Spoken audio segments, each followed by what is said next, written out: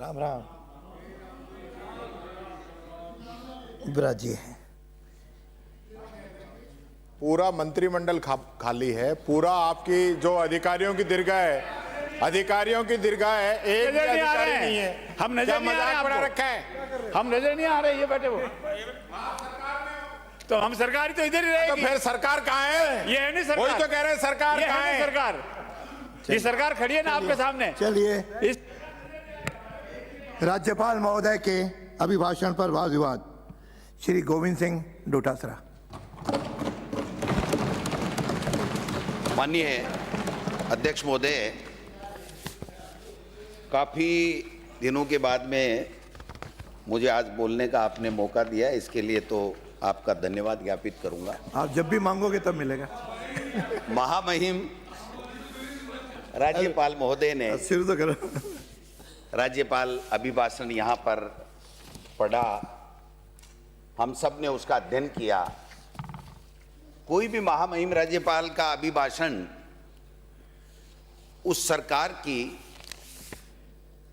जितना समय व्यतीत हो जाता है, उसकी जो उपलब्धियां होती हैं, जो जन कल्याणकारी नीतियां होती हैं, जो विकास के काम होते हैं, उनके बारे में, और आगे आने वाले समय में वो उस 12 महीने में किस प्रकार काम करेंगे, जनता को राहत देंगे, इस विषय के ऊपर वो चीज़ें होती हैं।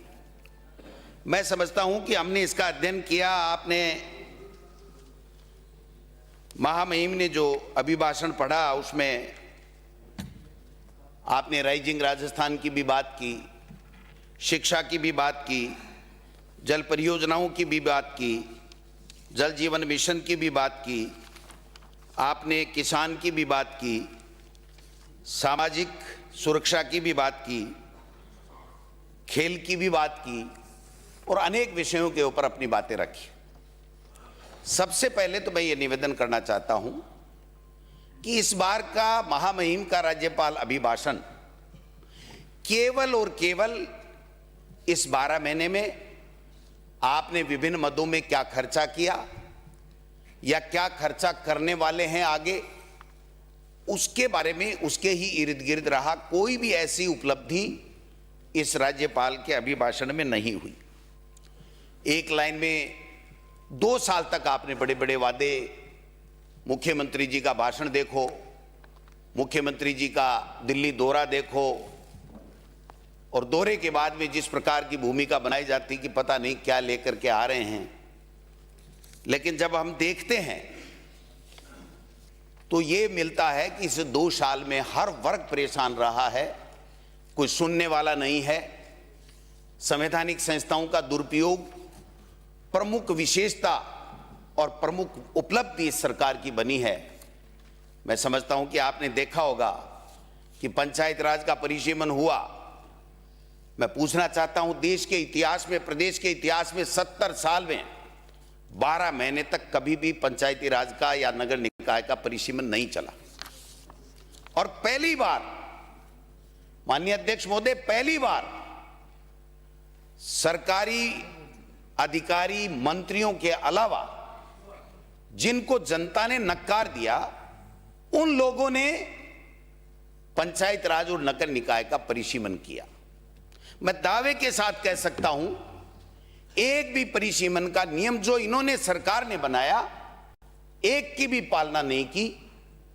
5 साल हमारे संविधान में लिखा हुआ है, आर्टिकल 243 ई और यू में, कि पंचायत राज और नगर निकाय के चुनाव होने चाहिए, 5 साल के अंदर होने चाहिए। 6 महीने पहले तैयारी होती है। 1 स्टेट 1 इलेक्शन की बात करते करते करते और यहां तक पहुंचा दिया। राइजिंग राजस्थान का बहुत बड़ी बातें की। क्या हुआ साहब, राइजिंग राजस्थान से क्या हुआ? पंचायत राज के परिसीमन से सबसे बड़ा जो नुकसान हुआ, 3000 करोड़ रुपए हमारे राजस्थान के जो ग्रामीण विकास के लिए लगने चाहिए थे, वो हमारे पैसे नहीं मिले। और 3000 करोड़ रुपए नहीं मिले, क्यों नहीं मिले, इसकी जवाबदारी किसकी है माननीय अध्यक्ष महोदय? मैं पूछना चाहता हूं। जब सरकार बनती है, सरकार चलाते हैं, उनकी जवाबदेही भी बनती है कि वो ये बताएं कि 1 स्टेट 1 इलेक्शन क्या आप पंचायत राज में कर देंगे? अगर आपने 31 मार्च से पहले पहले चुनाव सरकार ने नहीं कराए तो हमारे 3000 करोड़ रुपए ओम स्वाहा हो जाएंगे, केंद्र की सरकार हमारे जब्त कर लेगी। नाम चेंज कर रहे हो, चाहे जैसी बातें कर रहे हो। क्या हुआ साहब राइजिंग राजस्थान में, पूछना चाहता हूं, कितने एमओयू धरातल के ऊपर आए, कितने राइजिंग राजस्थान में कौन कौन उद्योगपतियों ने कितना पैसा खर्च किया। मैं कहना चाहता हूं राइजिंग राजस्थान के नाम से जमीनों की बंदर बांट इस सरकार ने कराई है और भ्रष्टाचार में पूरी तरह लिप्त रही है। खेलों के अंदर कितने हुए साहब, 13 एमओयू, 1 एमओयू उतरा जमीन पर।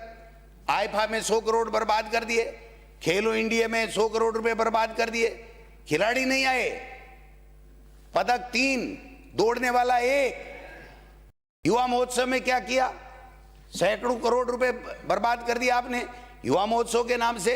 मुख्यमंत्री नहीं जा रहे हैं, खेल मंत्री खेलों में नहीं जा रहे हैं। ये क्या, कौन सी सरकार है, क्या कर रहे हो, मेरे समझ में नहीं आ रहा।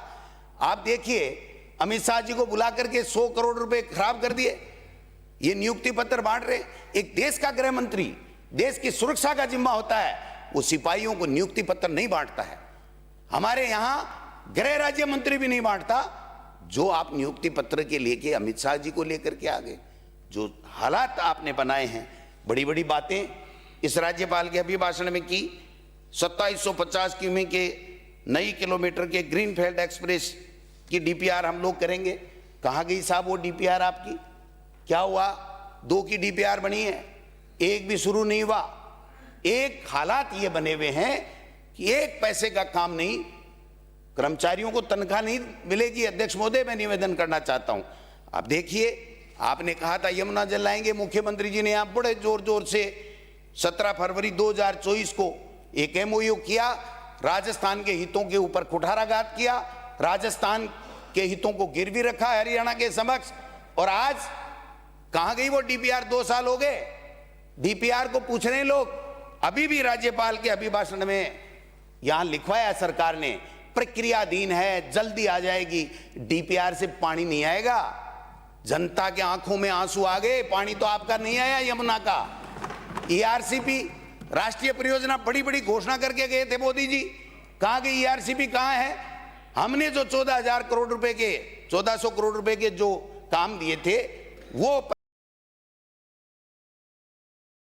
पैसा पूरा हो रहा है काम। और आपने जो टेंडर दिए 10,000 करोड़ रुपए से ज्यादा, वो टेंडर केवल और केवल अडानी को टेंडर दिए, इसके अलावा किसी को नहीं दिए। उठा करके देख लेना, आपको और हमको पता ही नहीं है ये खेला क्या हो रहा है। बड़ी बड़ी बातें, ईआरसीबी राष्ट्रीय परियोजना होनी चाहिए, क्यों नहीं होनी चाहिए? जनता राजस्थान के कहां पैसे हैं राजस्थान के पास में? 1,55,000 करोड़ रुपए का कर्जा है आपके यहां। कितना कर्जा है, कोई पूछने वाला नहीं। मनरेगा का नाम चेंज कर दिया, कोई बात नहीं, लेकिन आपने तो राइट टू वर्क की अधिकार ही खत्म कर दिया, हमारा काम का अधिकार खत्म कर दिया। जो 90% पैसा और 100% कच्चे के लिए, लेबर के लिए देते थे, वो 40% कर दिया। कहां से देंगे 40%? हम ताली बजा लें, विपक्ष को कुछ कह लें, हम इनको कुछ कह लें, लेकिन आप बताइए कि राजस्थान के अंदर क्या क्षमता है 40% मनरेगा के अंदर जो नया कानून बनाया उसमें जनता के विकास के काम कराने के लिए? क्या राजस्थान सरकार की क्षमता है? क्या नहीं है। मैं निवेदन करना चाहता हूं, इंदिरा गांधी नहर परियोजना में ये कह रहे हैं हमने जीर्णोद्धार कर दिया। क्या जीर्णोद्धार कर दिया आपने? पंजाब सरकार ने कॉमन बैंक की सुरक्षा का हवाला देखिए, 1000 क्यूसेक पानी हमारा घटा दिया और हम देखते रहे, हम कुछ ही नहीं कर पाए। अरे ऐसी सरकार जो हमारे से 1/4 है पंजाब, उसके अंदर भी आप इतना पानी घटा के आ गए और आप बोल ही नहीं पाए। मैं निवेदन करना चाहता हूं कि जब 7,800 क्यूसेक पानी चलाने का निर्णय हुआ तो मुख्यमंत्री जी बताएं कि 6,700 क्यूसेक ही पानी हमको क्यों मिला, ये मैं पूछना चाहता हूं। जल जीवन मिशन में भ्रष्टाचार हो गया, ये हो गया, हम ये कर देंगे, हम वो कर देंगे। 67,000 करोड़ रुपए का बजट था, पूरे देश में 17,000 करोड़ रुपए लगे, और राजस्थान को कितना मिला बताइए आप? कितना राजस्थान को मिला, कितना काम आपने कर दिया? केवल आरोप लगाने से कुछ भी नहीं होता है। आरोप तो कोई किसी पे अपना मुंह है, जीभ है, कैसे भी लगा लो। केवल और केवल आपने यहां कहा था, मुझे याद है कि कहा था कि अनियमितताएं हो गई हर विभाग में, 1 करोड़ से टेंडर की हम जांच करेंगे। कितने महीने लग गए? फरवरी 2024 के अंदर और फिर अगस्त 2025 के अंदर आपने उसको पूरा किया है। 1.5 साल तक आप लिए बैठे रहे। एक काम बता दीजिए जिसमें आपने कोई ऐसा फैसला किया हो जो हमारी सरकार की कमियां और गलतियां निकाली हो। केवसर साहब थे, जोगाराम जी थे, मंजू बारमार जी थी, कई लोग थे। मैं पूछना चाहता हूं, ग्रामीण विभाग में इसी आपकी रिपोर्ट में है, मेरे प्रश्न के जवाब में आया, मैं बता दूंगा आप कहोगे तो। ग्रामीण विकास में 5 वर्षों में ऐसी निविदाएं 1 करोड़ से अधिक जो नॉन बीएसआर आइटम के माध्यम से कार्यों की समीक्षा, आपने लिखा है कि अनियमितता दृष्टिगोचर नहीं होती है। संसदीय कार्य विभाग में 5 वर्ष की निविदाएं 1 करोड़ से ज्यादा, अनियमितताएं दृष्टिगोचर नहीं होती हैं। महिला एवं बाल विकास विभाग में 1 करोड़ से ज्यादा 5 साल के जो टेंडर, उसके अंदर अनियमितताएं दृष्टिगोचर नहीं होती हैं। तो फिर आपने किया क्या, मैं पूछना चाहता हूं। सामाजिक जो सुरक्षा पेंशन है, क्या किया साहब? 22% लोग पेंशन के लिए तड़प रहे हैं, और जिनको बाकी को मिल रहा है ना, वो भी 4-4 महीने से पेंशन नहीं मिल रही है। 4-4 महीने से पेंशन नहीं मिल रही है। ये मैंने पहले भी कहा था कि आप इस राजस्थान को डुबो के रहोगे, क्योंकि आपको तो केवल हिंदू मुस्लिम करना है, आपको झूठ बोलना है, बार बार बोलना है, जोर जोर से बोलना है। ये इस तरीके की अन्नपूर्णा रसोई, कोई खान खाते थे, नाम बदल दिया, कोई बात नहीं, लेकिन हालात क्या हैं? सारी की सारी बंद पड़ी हैं।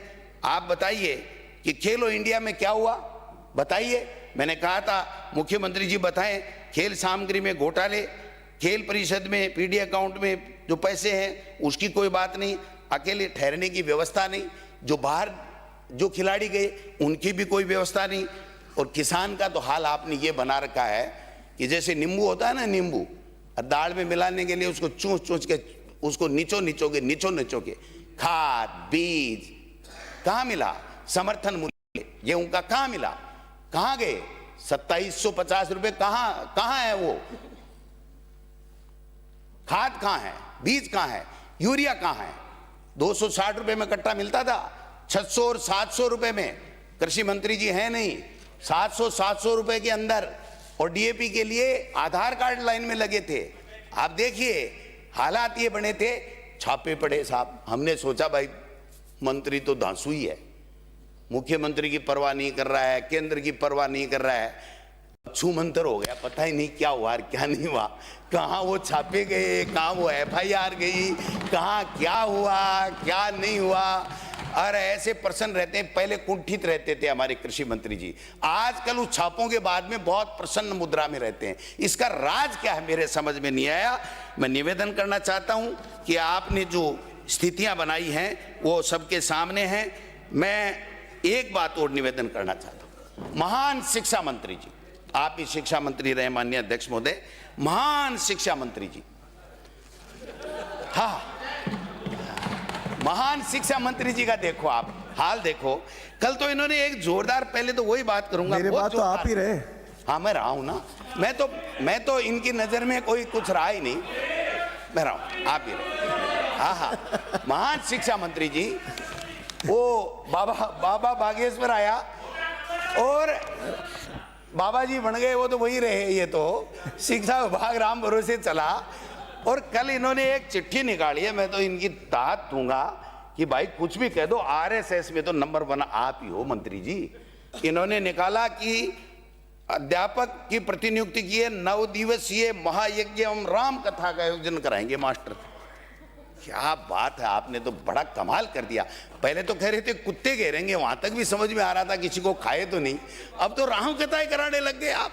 और आपका हाल देखो मंत्री जी, आपका हाल देखो, शिक्षा विभाग का जो बेहाल इन्होंने बनाया।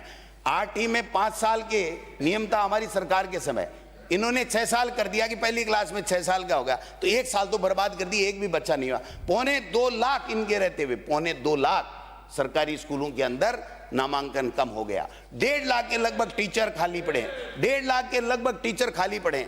और आपने तो ठोक दिए ट्रांसफर, खड़ा खड़। कौन सी मशीन लाए बाबा जी, इतनी मशीन तो तेज कोई चलती नहीं है।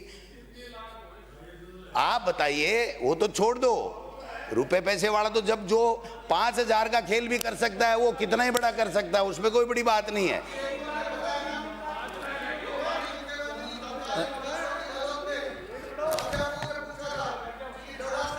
खाते का ट्रांसफर में तो माननीय सबने मंत्री कहा जी, था खाते माननीय हैं, मंत्री जी, यानी माननीय मंत्री डोटासरा जी, चोर है, ऐसा अरे, कहा उन्होंने। माननीय मंत्री जी इनको बोलने दे, बीच में नहीं, मैंने बोल मंत्री जी ने कहा है उसको एक्सपेंस कराया जाए, मैं कह दिया। वो हाँ। देखो साहब, इनको तो यही लखन करने के लिए यहां बना रखा है।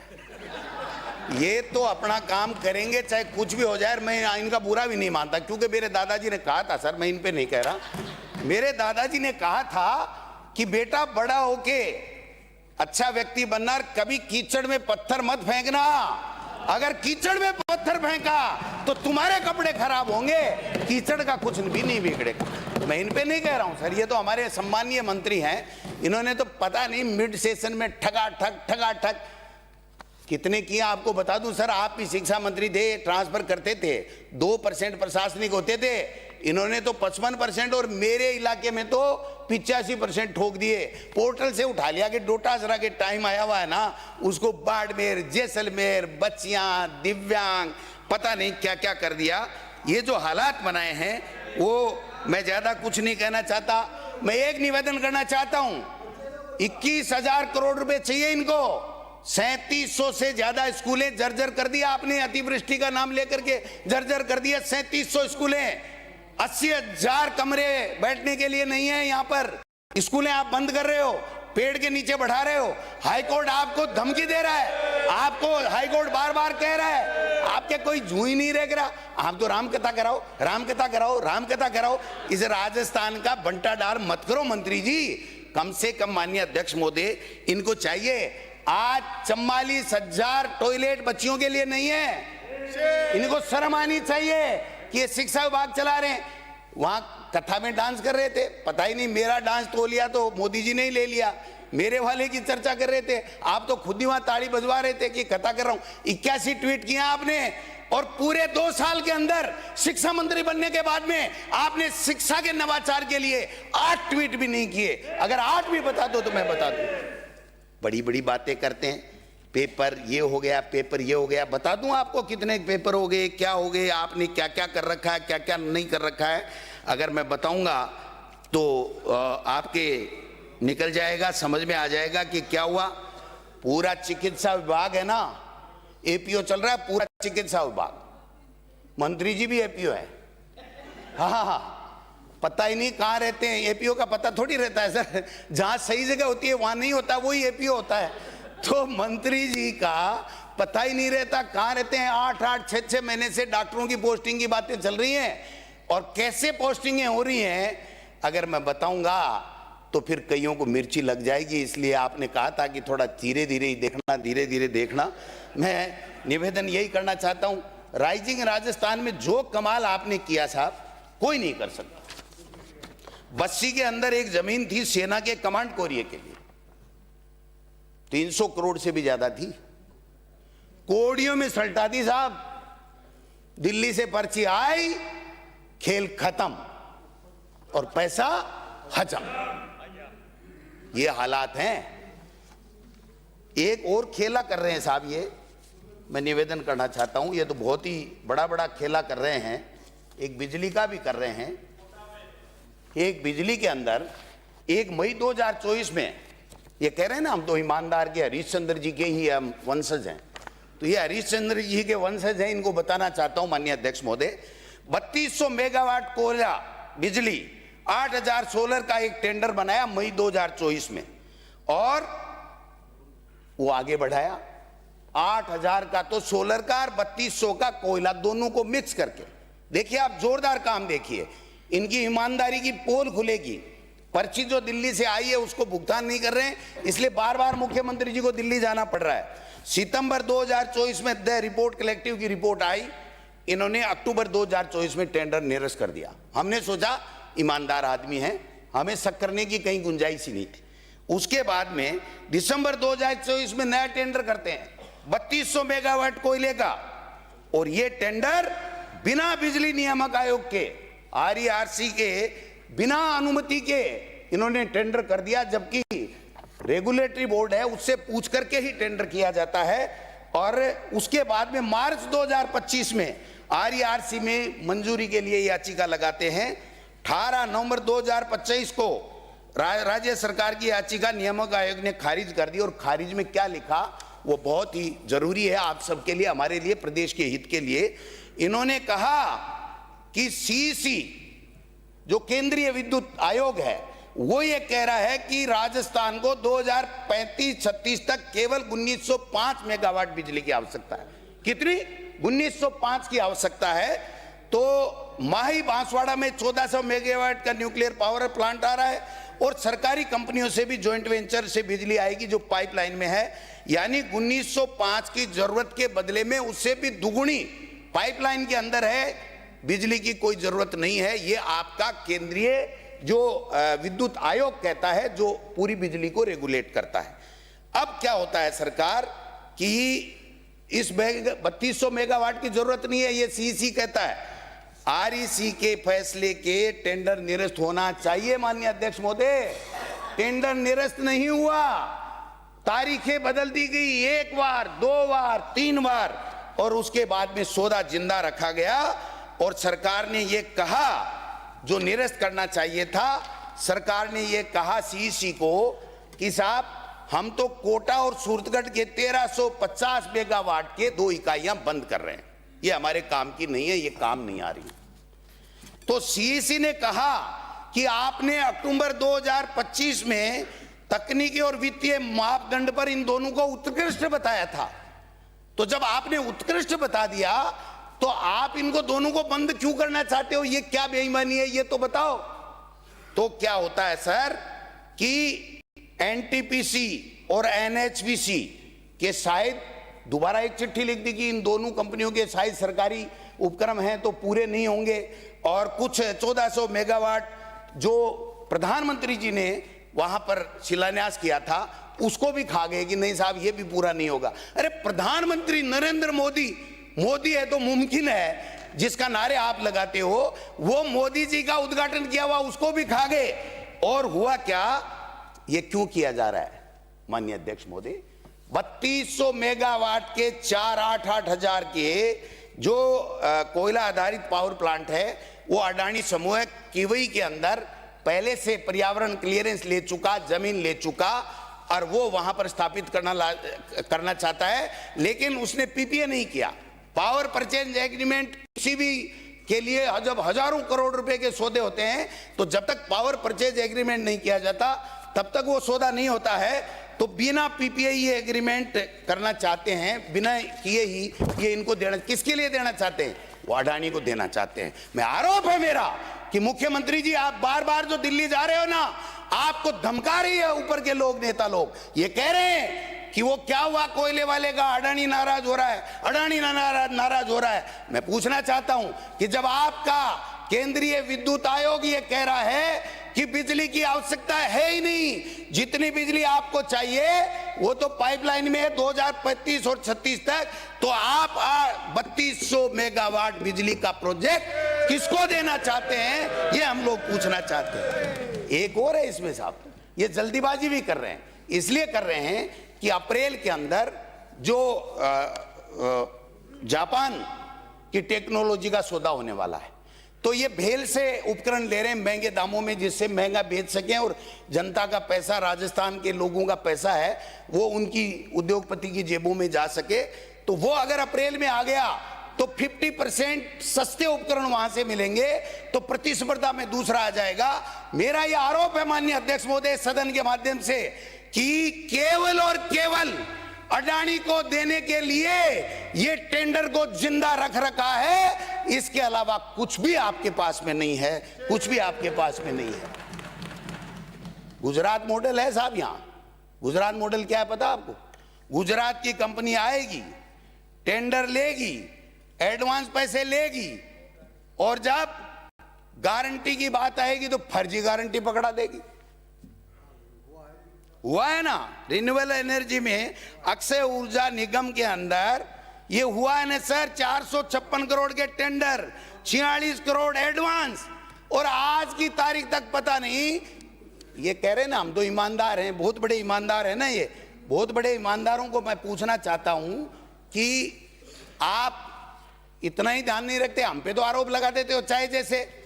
मैं निवेदन करना चाहता हूं, ये कहते हैं पेपर लीक, पेपर लीक है ना, उसी पे आ रहा हूं ना, उसी पे आ रहा हूं।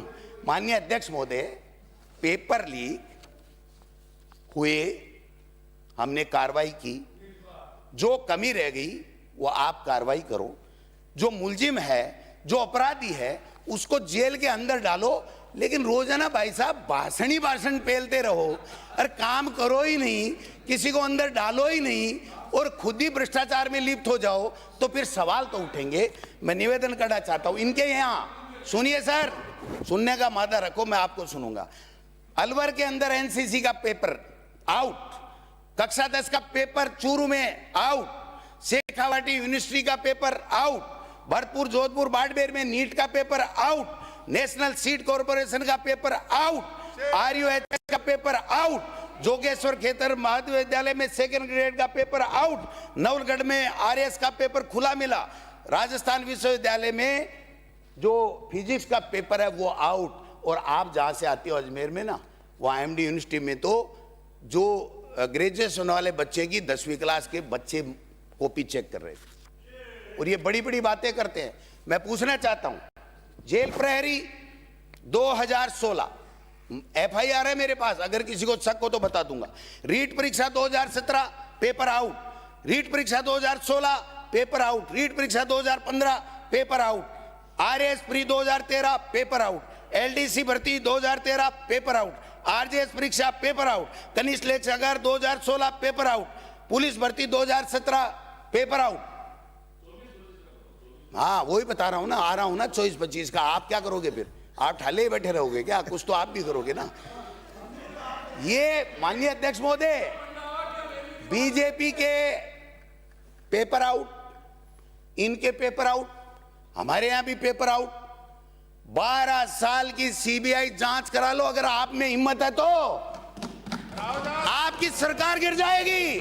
मैं लिख के दे रहा हूं आपको। वसुंधरा जी की जांचें कराओ, रोजाना बातें करने से कुछ नहीं होता। हम सबको मिलकर के इन बच्चों का भविष्य बर्बाद नहीं हो, ये पेपर माफिया पकड़े जाएं, जेल के सलाखों में हो, ये हमारा दायित्व होना चाहिए। एक दूसरे पे भाले फेंक रहे हैं, गोले फेंक रहे हैं, एक दूसरे पे आरोप लगा रहे हैं, पता नहीं क्या क्या कर रहे हैं। और हमारे मंत्री जी तो, शिक्षा मंत्री जी तो रोजाना ही मेरे को जेल में भेज रहे हैं, और मैं नहा धो के तैयार होता हूँ और जेल आई नहीं अभी तक। बोल रहा हूँ, अभी बोल रहा हूँ।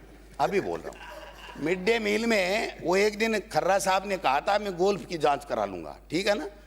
फिर हमारे इन्होंने कहा था कि आप कोई नहीं करा पाओगे, मैं आपको लिख के दे रहा हूं। 20 बार के चुके। अरे आप ही के नेता बोल रहे हैं। मैं अध्यक्ष महोदय, मैं मिड डे मील में कह रहा हूं, आपको निवेदन कर रहा हूं। मिड डे मील के अंदर 100 आईएएस अफसर, 44 जो ट्रेजरी ऑफिसर, 1000 के लगभग आरएस, हजारों की संख्या में शिक्षा अधिकारी, इन सब के साइनों के बाद में सरकार ने पेमेंट दिया है। आप में हिम्मत हो तो जांच करा लेना और इनके खिलाफ कार्रवाई कर देना, तब मान जाऊंगा मैं। गोविंदो टासरा कोई काचो गोले है क्या जो गोविंदो टासरा ने खा जैसे हो? गोविंदो टासरा कच्चा गोला है क्या जो खा जाओगे? जब मैं निवेदन करूं, थोड़ा सा ये कह रहे हैं आधा घंटा पर्याप्त है। नहीं सुनो साहब, 2 मिनट, चिंता मत करो। ओजस्वी हैं। मैं ओजस्वी की बात नहीं कह रहा हूं, मैं तो इनकी बात कह रहा हूं। ये अपराध, क्या हालत है इनकी अपराधों में? एक बार बता दूं, 2 मिनट बता दूं इनकी अपराधों में क्या हालत है। पहली बात, राजस्थान के अंदर किसी भी अपराधी के खिलाफ में एफआईआर लॉन्च नहीं होती है। इनके आईजी टेलीफोन करके थानों में कहते हैं एफआईआर कम से कम करो। हमारे मुख्यमंत्री जी गृह विभाग को समझते नहीं है, इसलिए उनकी बेइज्जती नहीं हो जाए। ये हालत है आपकी। 2 साल में 16 से अधिक नाबालिग बच्चों की दरिंदगी 8% बढ़ गए। 2 साल में पोक्सो के 38% बढ़ गए। दलित बच्चों के रेप के मामले 20% बढ़ गए। बजरी खनन, वाह वाह वाह वाह, क्या है। गंगा में सारे नहा रहे हैं, दो चार मंत्रियों की तो तकलीफ हो रही है कि उनकी जगह वो कोई गुजराती आ गया और वो माल खा रहा है, तो यहाँ वालों को मिल नहीं रही है, इसलिए और तो रोजना रो रहे हैं। वो तो बात समझ में आती है कि यहाँ का माल यहीं रहना चाहिए भाई, बाहर क्यों जाए।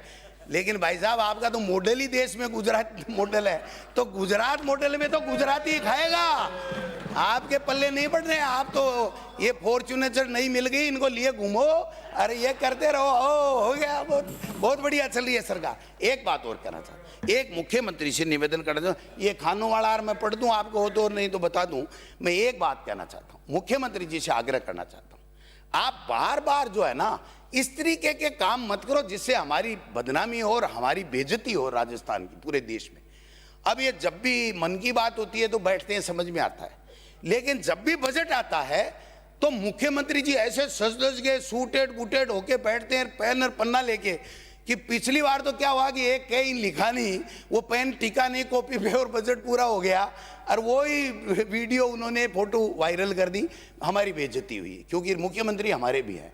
अब की बार तो सूटेड बूटेड पहना और सबको साथ में बढ़ाया। राजेंद्र जी राठौड़ साहब भी नजर आ रहे थे, पता नहीं कहां से बुला लिया उन्होंने, तो वो परिसीमन में जो हत्या की है इस राजस्थान के लोकतंत्र की, तो सूटेड बूटेड पहन करके मुख्यमंत्री जी ने क्या किया, 3-4 लाइनें पहले लिखवा ली और लिखवा के फिर पेन टेक लिया, और शाम तक, अध्यक्ष महोदय सुनो मेरी बात, जब तक बजट खत्म नहीं हुआ वो यूं बैठे रहे जैसे परीक्षा देने वाला 6ठी क्लास का बच्चा बैठा रहता है कि मेरा आएगा नहीं आएगा, ये प्रश्न में क्या करूं। और लास्ट में पता चला कि मुख्यमंत्री जी राजस्थान का तो नाम ही बजट में नहीं आया, और नाम तो नहीं आया तो नहीं आया, जाने तो आशा भी नहीं थी हमको, तो आपको आशा थी तो देखो, लेकिन वो की वो वीडियो, वो का वो फोटो वायरल कर दिया, हमारी बदनामी हुई कि ऐसे 6ठी क्लास का बच्चा बैठे। वैसे हमारा मुख्यमंत्री, मैंने एक बीजेपी के बड़े नेताओं को कहा, कंक्लूड कर रहा हूं, मैंने कहा भाई ये क्यों करते हैं ऐसे, कोई ज्ञानवान तो है,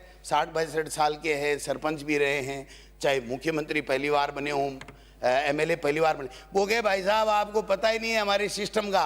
मैंने कहा क्या हुआ, बोले हमको तो देखते हुए कि मोदी के देखते हुए कि फोटो भेजनी पड़ती है, नहीं हमारी पर्ची बदल जाती है।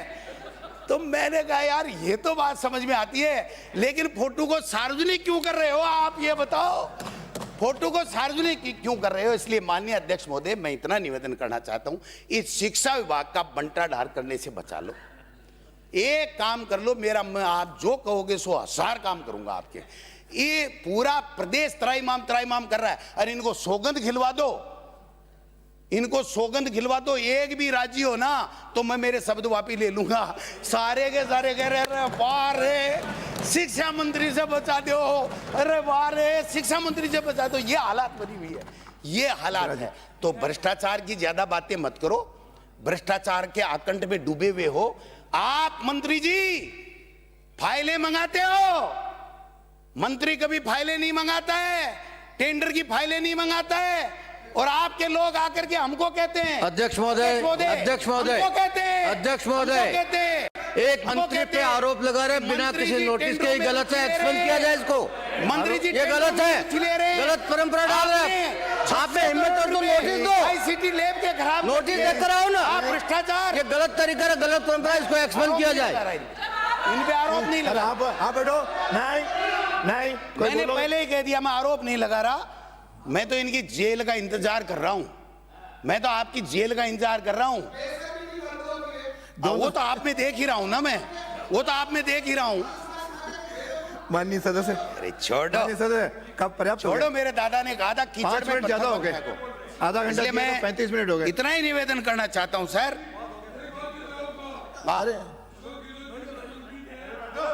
अरे आप राजा के सामने आप पे आरोप लगाया, गहलोत साहब ने पूछा उनसे कि भ्रष्टाचार तो नहीं हो रहा है ट्रांसफर में, उन्होंने कहा हो रहा है, फिर से कह रहे आप शिक्षा मंत्री थे, आपके सामने आरोप लगा। माननीय सदस्य इनको समाप्त कर, सवाल का जवाब दे, आप आरोप लगा रहे हो, 5 मिनट ज्यादा हो गए इनके सवाल का 1 सेकंड में, 1 मिनट में, अरे 1 मिनट में समाप्त कर दो, बैठ जाओ। एक सिंधी का कोटा था, पूरा हो गया ऊपर वाली सीट पे यार, काय के लिए। मैं दूसरी बात कह रहा हूं, ऐसी कौन सी सरकार है जिसमें भ्रष्टाचार नहीं होता लेकिन होने पे कार्रवाई होती है। आज रोजाना पकड़े जा रहे हैं तुम्हारे, और तुम कार्रवाई नहीं कर रहे हो, हमने कार्रवाई की है। आप कार्रवाई करते नहीं हो, थोते भाषण ठोकते हो, थोती बातें करते हो, बिना मतलब किसी पे आरोप लगाते हो। अगर मैं आरोप लगाने लग जाऊं ना आपकी तरह, तो सबको नंबर लगा दूंगा। ये जो पूरी धन्यवाद। फाइलें हैं मेरे पास, हर डिपार्टमेंट का माननीय खेला सदस्य, है, हर माननीय सदस्य, डिपार्टमेंट का खेला धन्यवाद, है। धन्यवाद। इसलिए अपने गरिमा में रहो, प्रदेश के हित में आप क्या कर सकते हो उसकी सोचो। अच्छा काम करोगे हम भी धन्यवाद देंगे, गलत काम करोगे जनता भी टोकेगी, हम भी टोके। आप ट्रस्टी हो, राजस्थान के मालिक नहीं हो जो लूटो खोसो खाओ।